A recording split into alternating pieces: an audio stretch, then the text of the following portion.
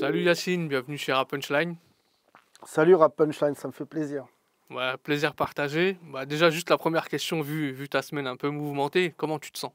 Oh bien, moi, toujours, toujours. C'est pas moi le problème, c'est eux.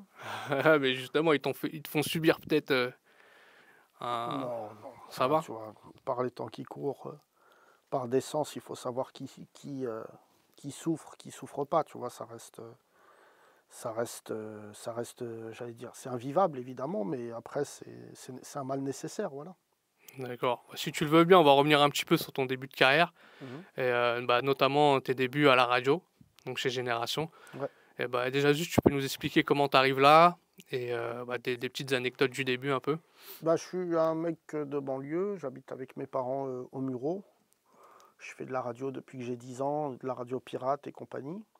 Et j'envoie une maquette à Génération, Ado FM à l'époque, pour les plus jeunes, Nova et Beurre FM.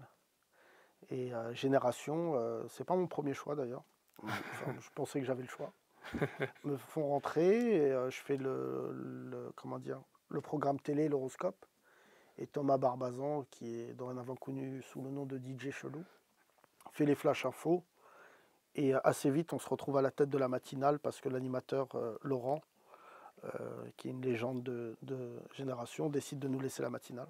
Et nous, on fait un truc que les autres ne faisaient pas, c'est qu'on fait de la libre antenne avec les gens des quartiers. Et contextuellement, bon, bah écoute, hein, c'est comme ça, hein, c'est qu'il y a les émeutes en banlieue, donc on prend de l'ampleur. Et c'est de là d'où est né notre, j'allais dire, enfin, ça a confirmé nos engagements. Et donc on a commencé à faire des blagues. Et à l'époque, il y a un truc qui arrivait en France qui s'appelait le stand-up. Donc il y avait Njijol, Eboué, le comte de Boudarbala, qui traînait un peu. Il y avait l'arrivée du slam, donc il y avait Grand Corps Malade. Donc les années Génération, c'est magnifique parce que tout ce que vous voyez aujourd'hui est né à Génération, tu vois. Et ça fait plaisir de voir que tout le monde, quelque part, a réussi. Ah, c'est ça exactement, mais du coup, pour les nouvelles générations qui vont découvrir ton passage génération, qui sont pas forcément au courant de ça, est-ce que tu aurais des anecdotes? Parce que tu as été aussi un petit peu acteur et spectateur de l'âge d'or du rap français, un petit peu dans ses débuts. Et est-ce que tu as des anecdotes de freestyle qui sont passées à génération, auxquelles tu as pu assister ou... Ouais, ouais, mais Génération, c'était fou parce que c'était une radio locale parisienne. C'est une radio locale parisienne. Enfin, maintenant, ils sont à Lyon aussi. Mais à l'époque, quand tu fais l'histoire, tu t'en rends pas compte, tu vois. Moi, avoir un freestyle de Demon One, Oxmo, Youssoupha qui commençait devant DJ Premier, c'était ça la beauté du truc. C'est qu'on se disait pas, ouais, on est dans le calcul. Je pense qu'on a perdu notre puissance quand on a perdu notre sincérité. Dorénavant, il y a des maisons de disques qui disent à des rappeurs, tu devrais faire ça. Mais jamais tu dis à un artiste ce qu'il doit faire. Il fait, et après, on voit ce que ça donne. Et je pense que, tu vois, il y a quand même, à Génération, il y avait cette ambition de faire des choses. Ça marche pas. C'était pas notre sujet, tu vois. Ce qui était important, c'était de faire des choses. Mais évidemment, oui, enfin, tu vois, à mon échelle, parce que j'ai appris maintenant qu'il y a des petits influenceurs qui me disent d'où Bellatar, il parle du rap. Mais en C'est fait, justement pour ça qu'on fait l'interview aussi. non, mais tu vois, moi, j'en parle assez peu parce que j'avais décidé de laisser la place aux jeunes. Mais quand tu as aujourd'hui des mecs qui parlent du rap comme Éric Zemmour, bah il n'y a même pas débat possible, tu vois. Moi, j'ai fait des choses dans le rap qui concernent que les rappeurs et moi, sur des services, sur des engagements. Et aujourd'hui, tu vois, j'ai jamais caché, moi, ma proximité avec la mafia Cafri, qui sont des proches, tu vois, qui sont de la famille. Et tous les rappeurs, en général, je les soutiens. La nouvelle génération, moins, parce que moi, j'ai décidé d'arrêter le rap quand tu changes les couches de tes enfants et que tu entends un rappeur dire je vends 8 kilos, c'est que j'avais raté, je sais pas, j'ai raté, mais pour moi, l'histoire s'arrêtait là. Je suis devenu père de famille et je pense que le rap, tu vieillis mal dedans. C'est pour ça que nos anciens sont dans cet état-là aussi. Enfin, nos anciens. Je suis un contemporain des anciens, donc, mais c'est pour ça qu'il y a des rappeurs. Tu dis, est-ce que c'est l'album de trop, est-ce que c'est le clip de trop? Et en fait, dorénavant, tu vois, moi j'ai des amis dans le rap, leurs enfants, ils ont 17, 18 ans. Est-ce que tu rappes comme ton fils parle? Ben, la réponse est non. Mais pour la nouvelle génération, force est de constater que certains ont accepté d'être, tu vois, des produits de l'industrie. C'est ce qui fait d'ailleurs que notre industrie ne vaut pas grand-chose aujourd'hui. Ah, c'est sûr, le discours il a évolué. Après, en bien, en mal, c'est une question de génération, je pense. En mal, je crois. En mal? Vraiment, il ne faut pas avoir honte de le dire. C'est pas leur faire offense que de dire ça, mais un artiste, le rap est un art d'écorché. C'est pas, tu vois, c'est comme le stand-up. On fait du stand-up parce qu'on n'est pas rentré à l'Académie française de théâtre, parce qu'ils ne nous ont pas laissé, tu vois. Et en fait, on fait du rap parce qu'on avait besoin, c'est un cri du cœur le rap. C'est des sociologues du bitume, c'est des gens qui te racontent comment est la galère, tu vois. Et rien n'est différent de Flaubert à typiquement un Kerry James ou un lunatique dans les débuts, tu vois. Quand tu entendais ça, tu disais je suis avec eux, je suis parmi eux.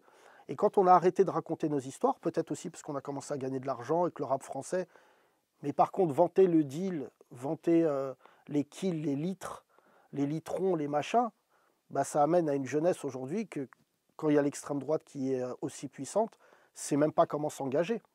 Donc, ce que je veux te dire, c'est qu'à l'époque, il y avait 11-30 contre le racisme. Si aujourd'hui je devais réunir des rappeurs pour lutter contre le racisme, je pense que j'aurais 2-30. Tu vois. Mais du coup, est-ce que, bon, c'est vrai que le discours a pas mal changé des rappeurs, mais du coup, de cette époque-là, est-ce que tu retiens une performance peut-être d'un des rappeurs qui t'avait marqué sur Génération? Moi, vraiment, il y en a, c'est des intimes, je pars en vacances avec eux, on rigole et tout. Euh, Vraiment, je ne vais pas te donner de nom comme ça. Je suis tous fiers d'eux. Je suis pas content quand ils s'embrouillent entre Rebeu et Renoir, parce que ça fait le jeu de l'extrême droite. Tu vois, je pense qu'il est temps dorénavant qu'on mesure, tu vois, comme l'ont fait les rappeurs américains, qu'en fait, on doit être ensemble. Notre culture, elle est en danger. Elle a été gentrifiée. C'est pas ici que je vais le dire, mais c'est ici que je vais le dire. Des sites comme Combini, d'autres sites comme ça ont décidé de rentrer dans le hip-hop et d'écarter les propres protagonistes du hip-hop. On n'a jamais été aussi peu puissant dans cette industrie, alors qu'elle n'a jamais été aussi prolixe. On n'a jamais autant gagné d'oseille dans le hip-hop. Et en fait, aujourd'hui, la réalité, c'est que ce n'est pas nous qui décidons de notre mouvement. Tu vois, j'apprends qu'il y a encore des maisons de disques qui disent à des artistes, tu dis si, non, si tu dis ça, on va perdre notre clientèle. On s'en bat les couilles de la clientèle. Tu vois, le plus grand des rappeurs de tous les temps s'appelle Diable Rouge et il n'y a aucune statue qui raconte ce qu'il est. Alors qu'aujourd'hui, tu vois, c'est à nous de nous créer une industrie où on est puissant. Voilà, quitte à s'énerver avec des gens. Mais si tu veux, aujourd'hui, si je devais te parler d'artistes, évidemment, les freestyles étaient fous à Génération. Alors que tu vois, ça se faisait sur Skyrock. Et à l'époque, on était très heureux d'avoir des grands artistes. Mais Génération, c'est même, je crois, les précurseurs au niveau du fait de donner la parole à des rappeurs qui n'étaient pas signés, des indés, etc. Donc, Bien sûr, mais dorénavant, ils se font de l'oseille parce que le streaming a permis à même les rappeurs les plus, j'allais dire, les moins connus d'avoir une économie. Mais il ne faut plus avoir cette ambition de vouloir rentrer dans le mainstream. Ça y est, on est rentré dans le mainstream, Soprano et jury dans The ouais, Voice, tu vois. Et moi, je l'ai connu à Génération, frère. C'était les psychiatres de la rime. Et ils me disaient à l'époque, et je les salue parce que c'est vraiment des mecs magnifiques, si ça marche, on sera content. Tu vois, Booba, qu'on le veuille ou non, arrive même à faire passer des lois avec son combat sur les influenceurs. Rof, qui est vraiment un frangin, est un grand monsieur de notre art, tu vois. Qu'est-ce qu'on fait maintenant qu'on a dit tout ça? Kerry James, il est au théâtre. Faut pas oublier qu'il vient d'Idéalgie Hardcore. Donc, on a déjà réussi ça. C'est nous aujourd'hui la culture française. Mais vu que le pouvoir ne veut pas le reconnaître, bah, il est peut-être temps on se voit tous entre nous en disant qu'est-ce qu'on fait, tu vois. Mais c'est une culture, moi, que j'aime, parce que même les gamins qui viennent, ils sont persuadés d'être plus légitimes que nous. Mais nous, on a pris des coups que la nouvelle génération n'aurait jamais pris. Tu vois, moi, quand j'ai fait les trophées du hip-hop 2 ans de suite, mais si je racontais les discussions, tu me dirais, mais c'est pas possible. Il m'avait dit à l'époque d'écarter LIM. Alors, je dis ça pour les petits influenceurs euh, qui, euh, qui parlent du rap. LIM, qui est vraiment un mec que j'aime beaucoup, était le plus gros vendeur en indé à l'époque. Et exactement. la chaîne de télé me dit, on peut pas on peut pas le faire venir. Je dis, mais excusez-moi. C'est comme si tu me dis, à la Coupe du Monde, et le favori, le Brésil, il ne peut pas venir parce que j'aime pas son équipe. Donc vous allez faire venir LIM. C'est pas une question. Et en fait, on avait des discussions hyper vénères. Et à la fin, s'il y a des gens intelligents en face, ils se disent, mais peut-être ils ont raison. Et tu vois, Eliam, je le cite parce que j'aime le hip-hop et je fais partie d'une culture qui est militante. Le hip-hop, j'ai adhéré au hip-hop parce que c'était Kaira, mais dans le sens idéologique, tu vois, c'est un truc de Kaira. Et quand tu écoutes aujourd'hui même Jay-Z, qui n'était pas le premier des rappeurs, il reconnaît à ses aïeux un engagement politique, tu vois. Et c'était pas. Et aujourd'hui, c'est parce que des mecs se sont engagés que Jay-Z peut dire c'est moi New York. Et aujourd'hui, nous, on a pris des coups à Génération qui sont à chialer de rire aujourd'hui. Mais vraiment, moi, on me disait que, tiens, pour citer une anecdote qui va te faire rire, Kerry James était à l'époque extrêmement décrié par la presse française en disant c'est un intégriste, il se mangeait ça, Kerry. Ouais, je me souviens. Et nous, on passait Kerry en boucle. On sortait de la programmation et on le passait 3, 4 fois par heure. juste pour montrer que nous, on le Juste pour... soutenait. Et tu vois, et Kerry m'appelait, et tu vois, et je l'aime beaucoup, et il me disait, je trouve t'abuses, tu passes trop mon Je trouve morceau que et tout. t'abuses, ouais. Mais je lui dis, mais Kerry, parce qu'ils savent pas qui t'es, ils savent pas, tu vois. Et il y avait l'album de la Mafia Cafri, et personne voulait les passer à part Génération. Et l'un de mes moments d'émotion, tu vois, je t'en parle, je suis ému parce que on a perdu des copains en cours de route de la Mafia Cafri et compagnie. Au trophée du hip-hop, ils sont venus, ils ont chanté C'est la guerre. Et c'est l'un des plus beaux moments de ma vie, avec la naissance de mes enfants, évidemment. Parce que on avait gagné, frère. On était à l'Olympia.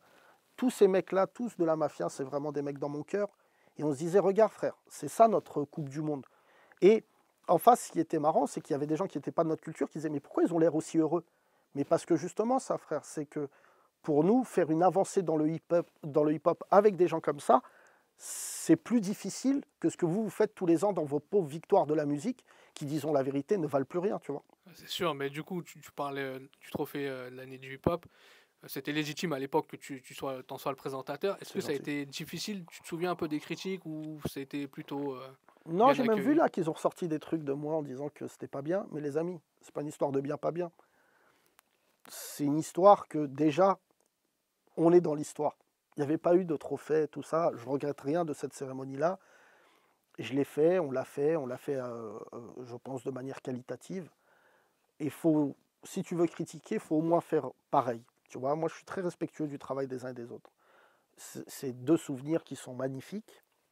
Mais si tu veux, aujourd'hui, j'ai vu les flammes, tu vois. Justement, on allait y venir. Bah, vu que tu as fait, justement, Ouais. tu peux avoir un avis objectif sur cette cérémonie? Non, mais tu sais, le luxe de la critique, il ne faut pas que ça soit automatique. Ils ont fait, c'est respectable. J'ai un avis sur la cérémonie, sur les contenus, sur les blagues. Évidemment, j'ai un compte. Mais avoir cet esprit critique permanent, par les temps qui courent, c'est préjudiciable. Il faut saluer les gens qui l'ont fait. Ils l'ont fait avec leurs moyens. Est-ce qu'il fallait... Oui, bien sûr, il faut une part plus importante pour reconnaître, tu vois, les anciens et compagnie. Ça, je suis défenseur de ça. Mais après, c'était une première cérémonie. Mais il ne faut pas qu'ils oublient que c'est la valeur ajoutée, elle ne doit pas être discutée. C'est-à-dire qu'à un moment, vous faites un truc hip-hop, les décisionnaires doivent être tous hip-hop. Il n'y a pas de discussion possible. Il n'y a pas de non, mais on va plaire, on va... De toute manière, objectivement, ça ne plaît pas. Parce que normalement, la cérémonie des flammes, elle est en prime sur France Télé. Ah, c'est sûr. Tu vois, Oui, oui. normalement. Et là, ils se retrouvent dans une programmation qui a certes fait parler d'elle et tout. Mais si tu veux, moi, je ne serais pas celui en ayant fait les trophées du hip-hop. J'ai pas d'aigreur et tout, tu vois. Si toi, tu me reconnais ici une forme de légitimité dans le hip-hop, je suis déjà content. Ah, si, Mais si tu il veux... faut la reconnaître, on est obligé. Non, Pour ceux il qui n'est s'y pas connaissent un obligé. minimum, qui ont Non, mais moi, suivi un peu. je donne pas l'heure aux mecs qui me disent, mais qu'est-ce qu'il a fait? Frangin, si tu es un peu cultivé, C'est ça, exactement. tu vas aller vérifier ce que j'ai fait. Et après, normalement, tu devrais te toucher un peu par la modestie. Mais aujourd'hui, les jeunes, ils veulent... Tu vois, c'est pour ça que notre culture du hip-hop, elle est déséquilibrée. Gars, les gens qui ont été avant toi, ils méritent toujours le respect, parce qu'ils t'ont ouvert la porte. Moi, je suis content d'avoir ouvert la porte aux flammes quelques années plus tard. Mais ce que je dis, moi, à Bouscapé et aux autres, parce que c'est la discussion du moment, t'as pas compris que les autres, ils t'aiment pas. Donc, montre-leur de quoi tu es capable, toi. Ne fais pas preuve de... T'es pas contorsionniste en disant non, mais en même temps, il faut que je plaise au truc, au machin. Non. S'ils sont venus dans le hip-hop, c'est pas nous qui sommes allés à eux. C'est pas... faut savoir comment le hip-hop il s'est créé en France. Aujourd'hui, quand le 113 il gagne une victoire de la musique, pendant 3 semaines à l'époque, je m'en souviens, Laurent Gérard et d'autres se foutent de leur gueule comme si c'était des pygmées. Alors que c'est pour nous l'un des plus beaux moments. Tu te souviens, ils rentrent Bien avec sûr, avec la le voiture sur la scène et 504 tout. break sur la scène. Et même moi qui ai pu, tu vois, des fois c'est des histoires de goût, j'ai des enfants qui sont grands, qui ont 16 et 17 ans. Évidemment que je ne suis pas un grand consommateur de Joule. Mais ce qu'il a fait avec En Bande Organisée, bah bravo, bravo, tu vois. Et je suis fier de lui. Et je ne suis pas consommateur de Joule. Mais de réunir tous les noms de Marseille, les mettre sous une même bannière, revendiquer Marseille, qui est une ville magnifique, qui est précarisée, c'est compliqué Marseille, et d'aller chercher le Raluciano, Akhenaton, tous ces gens-là, et les mettre ensemble, tu es obligé, et tu sais bien ici, tu es obligé de dire, putain, le mec, il l'a fait. Et il nous a tous fait taire par son talent. Donc pour te répondre par rapport aux flammes, j'espère qu'ils vont continuer, mais j'espère qu'ils vont comprendre qu'à la base, ils font ça pour des gens qui sont concernés. Ce n'est pas un objet marketing, les flammes, ça doit être un objet artistique. Ok, bah écoute, le message il est passé, j'espère qu'ils en tiendront compte. On va passer un peu à la suite. Bon, tu es connu aussi récemment sur tes débats TV. On Mhm. va pas rentrer sur le contenu, mais sur la forme. Comment ça se prépare un débat TV comme ça? Est-ce qu'on te dit à l'avance, ouais, bah, il y aura telle personne sur le plateau? Est-ce que tu prépares déjà des arguments? Comment tu arrives sur le plateau généralement? Non, moi je dis souvent, je n'ai pas besoin d'apprendre le sujet, je suis le sujet. C'est pas moi qui me prépare, c'est eux. Moi, je ne veux pas venir je sais pas, tu vois. Mon argumentaire, ça fait, maintenant j'ai 41 ans, ça fait 41 ans que je suis le sujet. Je suis un mec de banlieue, de confession musulmane, avec des parents qui viennent du prolétariat. J'ai une très belle vie, hein, par ailleurs. Je ne veux pas faire comme des humoristes qui font le festival de Marrakech. Ah, on était pauvres, pas du tout. Tu vois, je mangeais de la viande, enfin, si c'est un vecteur de richesse, un facteur de richesse, pardon. Mais j'ai envie de te dire, même toi, tu serais stupéfiant sur un plateau. Parce que tu verras à quel point ils sont médiocres en face. Non, mais juste un moment, tu viens. Moi, juste ce que j'ai fait sur les plateaux, c'est que je regarde mon interlocuteur devant, droit dans les Mais yeux. c'est ça, en fait, il y a un point commun parmi tous tes débats. À chaque fois, tu es très calme et tu as un sourire tout le temps. Bah ouais, mais parce que je suis serein. Mais tu crois qu'en rentrant, en sortant, je serai moins français qu'en rentrant? C'est eux le problème. Et il n'y a rien de pire pour un mec, parce que quand tu joues au tennis tout seul contre le mur, il te renvoie la balle. Mais quand tu joues face à un mec qui va te la renvoyer différemment, c'est plus la même partie. Donc moi, mon ambition, enfin maintenant j'ai pris une décision depuis hier soir, c'est que je n'irai plus sur les plateaux télé parce que je pense que maintenant, la donne a changé. Ça y est, l'extrême droite, ils ont gagné. Moi, j'attends D'accord. pas les prochaines élections. C'est que là, j'allume ma télé, je me dis, ah d'accord, qu'est-ce qui va changer si Marine Le Pen, elle gagne? Pas grand-chose. Mais ce qu'ils doivent savoir, c'est que moi, je suis venu sur le plateau pour les prévenir. Je vous ai dit que tu crois être un bobo de gauche, ce que tu viens de dire là, c'est raciste. Et quand c'est des gens d'extrême droite, à la limite, je te dirais maintenant, ça m'a l'air quasiment obsolète. Tu vois, l'extrême droite, leur racisme, ça va, C'est ça fait prévisible longtemps. en gros. Mais là, On quand tu as des connaît. gens, et tu le vois bien dans l'industrie du hip-hop, tous les jours, tu les vois. Quand ils disent, tu viens, tu dis, mais excusez-moi, il n'y a que des blancs autour de la table, on parle d'un clip de rap qui va être tourné dans une cité. Non, mais tu sais, nous les noirs, on n'arrive pas à en trouver. Donc tu me dis que tu vas tourner un clip dans une cité et que le seul moyen que tu as eu d'être en lien avec la cité, c'est de prendre un Renault à fixeur à qui tu vas donner 200 euros. Mais il ne viendrait pas à l'idée de demander s'il y a une boîte de prod, d'un Renoir, d'un Rebeu, même d'un Babtouche. Pas, tu vois, les gens dans les cités, il y a toutes les couleurs. Non, toi, tu veux nous laisser dans le précaré de je suis dépendant de toi. Et tu as bien remarqué, à la base, les rappeurs, ils ne voulaient pas rentrer sur l'indé. C'est le Booba, c'est lui qui l'a commencé, tu vois, c'est bandant d'être indépendant. Mais à la base, les gens, ils voulaient rentrer dans les maisons de disques. C'était le rêve des Arabes et C'est des ça, Noirs. exact. C'est l'objectif. Mais c'était quoi? C'est là où on s'est fait piéger dans une impasse post-coloniale. C'est quoi être signé en maison de disque? C'est la colonisation. C'est je vais te donner de l'oseille, si tu fermes pas ta gueule, je te retire l'oseille. C'est pour ça que ceux qui ont basculé en indé, j'allais dire, c'est des apaches. Mais malgré ça, tu vois bien, encore aujourd'hui, je parle avec des maisons de disques et tout, ils me disent ouais mais toi t'es énervé. Je suis pas énervé. Moi, et pour répondre à ta question sur les plateaux, je suis pas énervé, moi je suis en colère. C'est pas la même chose. Je suis en colère, moi, de savoir qu'en 2023, j'ai encore des discussions, frère, de mon daron en 1972. Il n'y a pas plus français que nous. Et il n'y a pas que parce qu'on ramène la Coupe du Monde. C'est qu'il n'y a pas plus français que nous. Tu vois, aujourd'hui, les valeurs de l'extrême droite, on leur a volé. Travail, famille, patrie. Qui est plus travail, famille, patrie qu'un mec de cité? Il veut taffer. Il met sa famille au-dessus de tout. Il ne va pas s'amuser à mettre ses darons en maison de retraite. Et patrie, peut-être pas la patrie au sens France, mais en tout cas quartier. Va parler mal d'un mec, Ok. bah, Dans son quartier, il va oui. te monter en l'air. Alors que lui, il sait que son quartier, il sent la pisse, que c'est insalubre, qu'il y a des points de deal, mais ose lui dire, les mecs du 9-2, ils sont comme ça. Bah, le mec du 9-2, il va venir, tu vois. Donc c'est nous les patriotes. Et en fait, c'est pour ça qu'on a un tumulte fort avec l'extrême droite sur les plateaux. C'est qu'ils ne savaient pas à quel point on était français. Ils nous ignorent. Eux, ils sont persuadés qu'on a une double allégeance, qu'on va partir au bled. Ouais, on aime notre bled, on a 2 pays, on a 2 passeports. Mais la vérité, c'est que moi, je suis beaucoup en France, tu vois. Et c'est pour ça que je te dis, tout ce discours-là que je te tiens sur les plateaux télé, quand ils sont en face de moi, déjà, ils ont déjà perdu. Parce qu'ils se disent, on va le mettre à l'amende. Tu vois bien, ça fait maintenant 3 semaines que je suis à la tête des frères musulmans. Mais moi, ça va. Mais Benzema, frère, qui marque des buts, qui ramène des Ligues des Champions, qui a ramené le ballon d'or qu'on n'avait pas depuis des années, ils ont réussi à dire, ouais, même lui, il est chez les frères musulmans. Donc c'est pour ça que je te dis, allons-y sur les débats. Ouais, c'est vrai que ça vole pas haut, mais justement, toi, vraiment, t'as aucune préparation hein, quand t'arrives comme ça. Non, non. Non, mais je te le redis, il n'y a pas besoin de préparation. Tu vois, faut arrêter. Il y a de l'humilité. Tu me verrais sur un débat sur le glyphosate, ouais, tu vois, je lirais quelques articles. Des aspects techniques. Et même ça, je me dirais, mais t'es qui pour parler du glyphosate? Par contre, tu me poses la question, c'est quoi être un Français avec une couleur de peau comme la mienne, avec ma culture? Frangin, on s'assoit, on discute. Et même ça, je vais te dire, en ayant le niveau de richesse qui est le mien, même ça aujourd'hui, il faut que je continue à faire attention. Parce que je n'ai pas les problèmes d'un mec qui va chercher du taf. C'est une réalité. Donc je ne vais pas, moi, sur scène, te dire, vous savez, moi, je suis en souffrance. Non, moi, je suis dans un truc du système médiatique de dire comment les fachos, ils ont pris le pouvoir. Voilà. Et moi, mon plaisir, c'était, puisque je ne veux plus y aller, d'aller sur les plateaux télé en disant comment vous parlez comme ça. Dites-moi à quel moment dans votre tête, vous vous dites, on va les mettre à l'amende et nous, on va baisser la tête. Et c'est pour ça que j'ai de la peine pour mes collègues humoristes, rappeurs, acteurs, arabes et noirs. Si vous ne changez pas votre manière de parler dans les jours qui viennent, c'est même plus dans les semaines ou dans les mois, là vous avez l'opportunité pour dire il faut que ça s'arrête.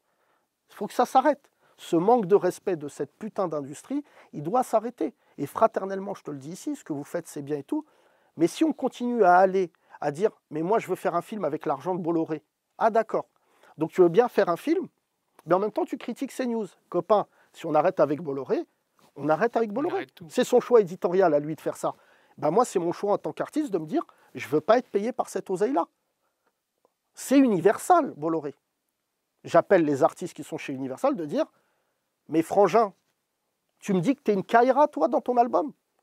Tu me dis que tu es une Kaira, alors que le mec qui te paye, il a humilié ta famille en France avec CNews et au bled avec les industries Bolloré, qui ont maltraité ton Zinkou sur un port qui a attrapé un cancer parce qu'il a travaillé sans sécurité sociale. Et toi, tu crois, petit rappeur que tu es, que tu es une Kaira? C'est pour ça que je te dis qu'aujourd'hui, il y a beaucoup de gens qui devraient réfléchir à leur manière de travailler, parce que là, on est en train d'écrire l'histoire. Moi, j'ai décidé, ça va, tu ne verras pas malheureusement dans les mois qui viennent en tête d'affiche d'un film, mais c'est pas grave. Je me réveille le matin, je me dis, frangin, moi, je dors bien la nuit. Et tu vois, et en plus, le public, il te remercie pour ça. Je te prends l'exemple d'un collègue que j'aime beaucoup, Malik Bentala, il a fait un sketch. Malik est une star populaire. Là, il vient de faire un sketch sur Chalgoumi. Il est à 9 millions de vues en 24 heures. C'est-à-dire, le public, il te renvoie un message, on se dit, c'est ça qu'on veut, mon gars. Alors que aller faire les rebeux de service ou les renois de service dans l'industrie, à la fin, tu finis, c'est comme les Noirs américains dans les années 50 qui faisaient des claquettes dans les films de blanc. Et en plus, c'est ça qui est en train de se passer. Il faut qu'on arrête d'être les bougnoules et les nègres de ce pays. C'est ça qu'on est en train de créer. Mais du coup, c'est dommage que tu annonces que tu veux plus aller sur les plateaux. Parce que j'ai plus besoin.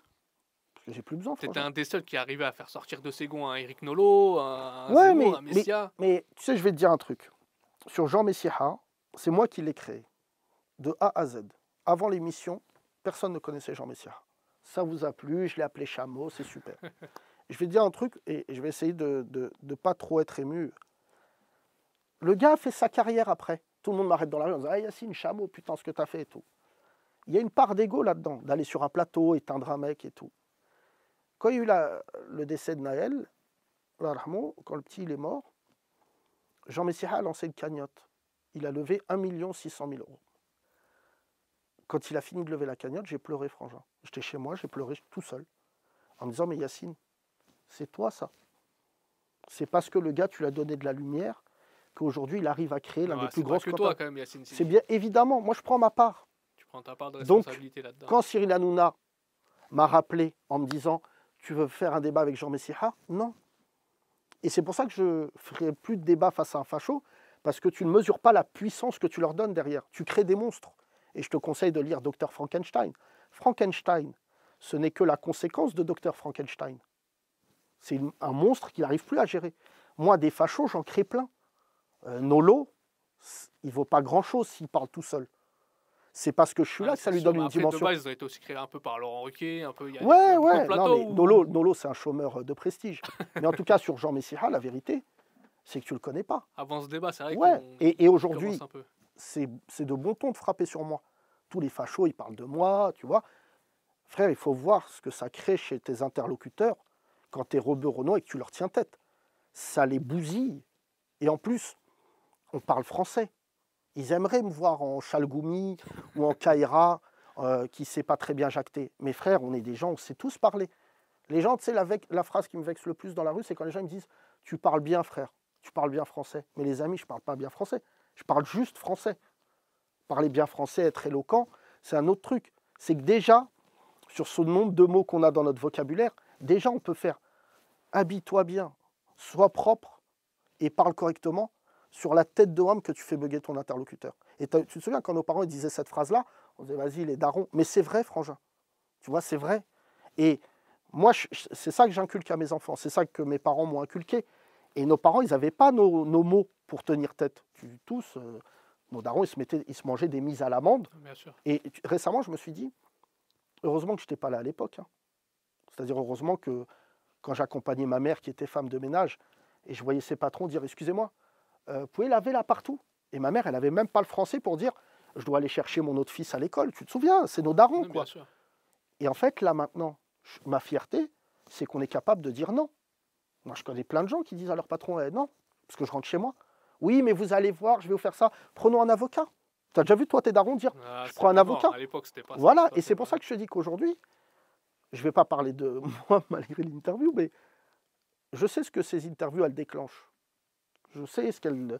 Quand je vois des gens dans la rue qui m'arrêtent, tu vois, aujourd'hui, j'ai fait plein de photos.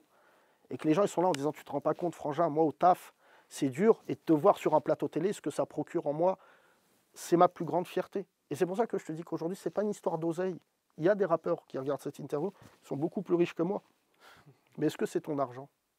Est-ce que c'est vraiment ton oseille? Ben non, frère.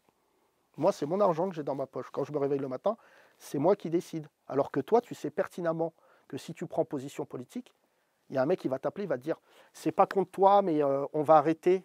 J'aurais honte, frère, moi, qu'on me dise ça aujourd'hui. C'est pour ça que j'ai de l'estime pour ce qui est en train de se passer, parce qu'on est en train de se faire respecter. Et ça n'a pas de prix.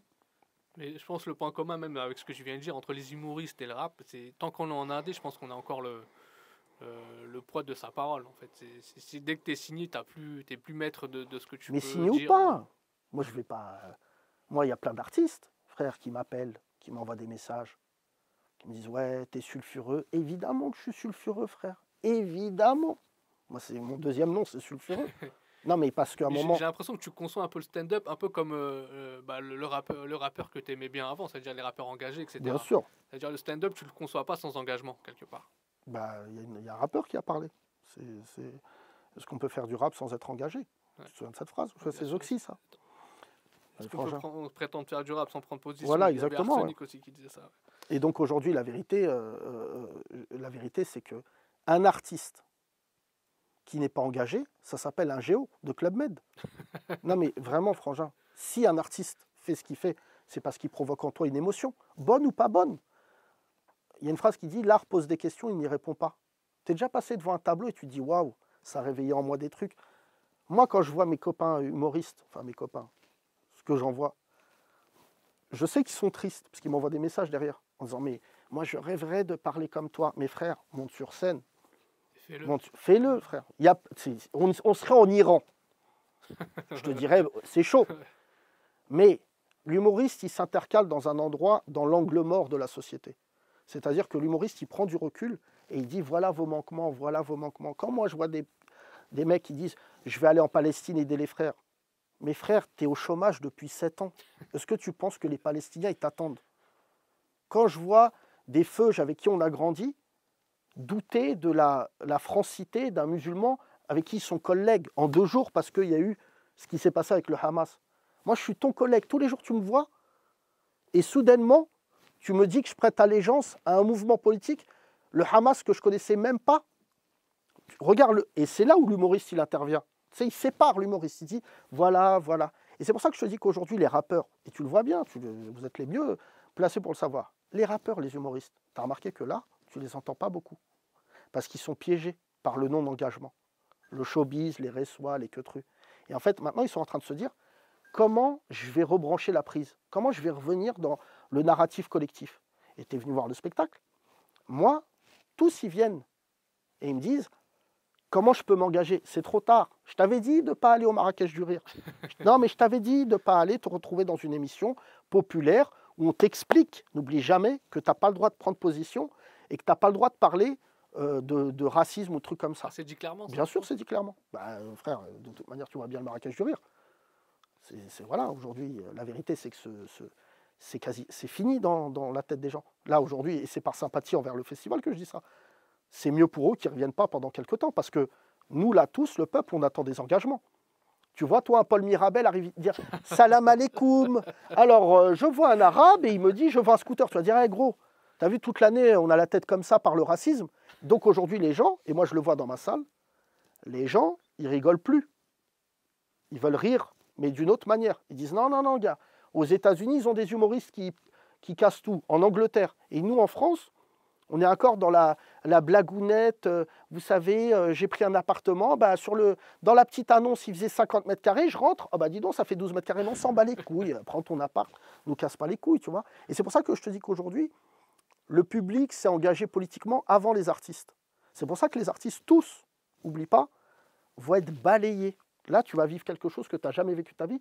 Tout le monde va être balayé. Et ceux qui vont rester, c'est les durs. C'est ceux qui disent « Ouais, je fais une vanne. Qu'est-ce qu'il y a ?» Tu vois, je le dis ici. Guillaume Meurice, il arrive, il fait une vanne. France Inter, il le convoque, ils lui mettent un blâme pour une vanne. Et après, il est allé au commissariat, d'accord? Et ils lui ont dit la vanne. Mais frangin, moi, les Iraniens, même eux, ils disent ah ouais, non, mais parce que la France, vous dites que nous, c'est pas bien. Vous dites que nous, on est une dictature. Mais vous avez convoqué un humoriste en 2023, et la vanne, il ne faut jamais oublier, elle est marrante. Une vanne, quand elle est marrante, t'aimes pas, même t'es vexé, tu connais la chambre. Tu chambres un mec, mais quand c'est en main, c'est en main. Et là, si tu vois ce qui est en train de se passer, moi, Guillaume Meurice, d'ailleurs, je le dis ici parce que j'aime beaucoup l'homme, vous le condamnez sur cette blague-là, heureusement, vous ne regardez pas le reste, parce que des dingueries, il en a fait. Mais il en a fait sur les musulmans. Et c'était drôle, parce qu'il n'est pas mal intentionné. C'est pour ça que je te dis qu'aujourd'hui, il faut rentrer dans cette fight-là. Elle est saine. C'est clair. Mais du coup, en plus, tu parlais de ton spectacle. Je voulais souligner le fait que tu es un humoriste qui reste le plus longtemps sur scène. Je crois que ça a duré 2h30. Ouais, 3 heures, ça dure le spectacle. 3 heures. Tu regardes même pas le temps qui passe, en fait. Ouais. Tous les soirs, je suis même pas sûr qu'il c'est le temps qui me regarde passer. Ouais. Du coup, en plus, tu abordes tous les sujets un peu qu'on a abordés là. Et du coup, d'où ça devient tout cet inspi-là? Tu as besoin d'évacuer tout ça sur scène? Non, mais moi, je tiens le stylo par rapport à l'actualité. Et il y a toujours de l'actualité. Mais moi, je me soigne sur scène. Je ne veux pas faire offense aux psy que je vois, mais tu te rends compte la solitude que tu as quand tu es un artiste et que tu vois l'ignominie du monde. Je ne dis pas ça pour les autres. Hein. Je pourrais te dire oui, alors du coup, je pourrais faire de la politique, tout ça. C'est pas vrai, je ne serais pas compétent. Par contre, en tant qu'artiste, ce qui se passe là, que ce soit le conflit israélo-palestinien, évidemment, qui m'anéantit, tu vois. Je pense qu'on est tous dans le même cas. Je serais très heureux de voir les otages français rentrer, comme je serais content d'arrêter les bombardements sur Gaza. Et tu ne peux pas te réveiller le matin en vivant ça mal et te dire je ne vais pas en parler. Tu ne peux pas te réveiller le matin et de savoir qu'au Congo, il y a un génocide en même temps que ce qui se passe en Israël et Palestine. Et sous prétexte que c'est des Noirs, donc dans l'inconscient c'est des gens plus faibles, on n'en parle pas. Tu ne peux pas ne pas penser à ce qui se passe entre Azerbaïdjan et l'Arménie. L'Arménie mérite du respect. Tu as tout le temps de quoi te rattacher sur tes combats. Il faut juste que tu y consacres du temps et un peu de générosité. Notre podcast, Les 30 Glorieuses, cartonne. Il ne faut pas oublier qu'on fait ça, nous, dans un bar de 14 mètres carrés. Et on fait le dernier DJ Chelou et tu as 14 millions de vues. Mais c'est bien que tu en parles parce que justement, ça va faire un peu écho avec tout ce qu'on a dit. C'est DJ Chelou qui reprend Hardcore. Est-ce qu'on n'attend pas ça d'un rappeur finalement? Est-ce qu'il le fait pas mieux que les rappeurs actuels Je dis pas ça sur Kiri parce qu'il est toujours engagé, mais ce qui est marrant, comment j'ai eu cette idée? Je parlais avec DJ Chelou, Thomas Barbazan, et je lui disais putain, les rappeurs ils s'engagent pas. Il me dit ouais, les rappeurs ils s'engagent pas et tout. Et je dis viens, on les engage. Et en fait, bon, c'est une tradition d'extrême gauche, l'entrisme, c'est-à-dire rentrer et tout péter de l'intérieur. Et je me suis dit on va péter des morceaux à des rappeurs et on va s'engager dessus. Hardcore est un hymne, hein, c'est magnifique. Mais là, quand on a fait Hardcore 2023, ça a explosé parce que les gens, tu vois, ça les renvoie à un truc de dire... Ils n'ont même plus l'habitude, en fait, même les auditeurs rap, d'avoir un morceau comme ça. Ouais, enfin après Kiri, il est engagé, mais... Non, je te parle dans la nouvelle génération. Dans la nouvelle génération, j'y pensais là. La nouvelle génération, avec toute l'estime que j'ai pour eux, c'est des très bons entrepreneurs, mais ce n'est pas des bons rappeurs. C'est-à-dire que, même techniquement, pour parler de rap, parce que je suis un grand consommateur, c'est très impressionnant. Mais c'est comme le foot. Tu as vu au foot, techniquement, physiquement, ils sont beaucoup plus forts et plus compétents que l'ancienne génération. Mais il n'y a pas cette notion de sincérité. Tu vois ce que je veux dire? Moi, quand j'entends des débats, est-ce que Zidane n'est pas moins fort qu'Mbappé? Mais les amis, non mais les amis, le foot est mort. Ils ont réussi à le dire en plus, à deux qui étaient moins forts. Quand le foot est mort, quand vous avez commencé à parler en palmarès et en statistiques. Et le rap, c'est pareil. Ouais. Tu vois, moi, j'aime beaucoup les deux. Les deux sont morts au même moment. Dès que ça parlait de la première semaine de vente. Quand j'entends des rappeurs me dire « Mais en première semaine, il a vendu. » Mais je m'en bats les couilles, mon frère. Tu connais pas l'émotion d'écouter Ali de Lunatic dans une voiture en mangeant un queue gré en 1999 en disant « Il vient de raconter tout ce que je vis avec mon daron. » Tu ne connais pas l'émotion d'un rof à qui il manque une dent et tous les gens des quartiers disent « Mais moi aussi, il me manque une dent. » Tu vois, je ne dis pas que Rof est moins bon depuis qu'il a une dent. Donc moi, je pense que si tous, on se met dans une démarche commune qui est celle de dire il faut que nos enfants soient respectés. C'est ça qu'ils doivent se dire, les rappeurs. Eh gars, tu as tous les millions que tu veux, mais si ton enfant, quand il envoie un CV en 2037, il tremble en se disant je ne vais pas être pris, on s'en bat les couilles de ton oseille. Et tu vois, c'est pour ça que je n'aurais pas tenu ce discours-là il y a 5 ans, ou il y a 10 ans, parce que tout le monde voulait être riche. Tout le monde voulait vivre de... Mais maintenant que tout le monde a une économie, tout le monde, ça va. Tu ne peux pas être plus riche que le riche. Tu as une très belle citation qui dit « On ne t'enterre pas avec ton banquier ». Qu'est-ce qu'on s'en bat les couilles? C'est Dave Chappelle qui disait ça, que tu aies 10 millions d'euros sur un compte ou 60 millions. Tu vas le payer, ton entrecôte, sans bégayer. Et c'est ça que moi je dis aujourd'hui à l'industrie qui est la nôtre, qui est de dire « Ça me fait plaisir, moi, de venir. » Tu vois, je prends plus de plaisir, si tu veux tout savoir, à venir faire une interview chez toi que de me retrouver en prime time sur France 2. Parce qu'ici, c'est chez moi, frère. Parce qu'on se connaît. Enfin, on se connaît pas, mais je connais ton parcours, je sais ce que c'est.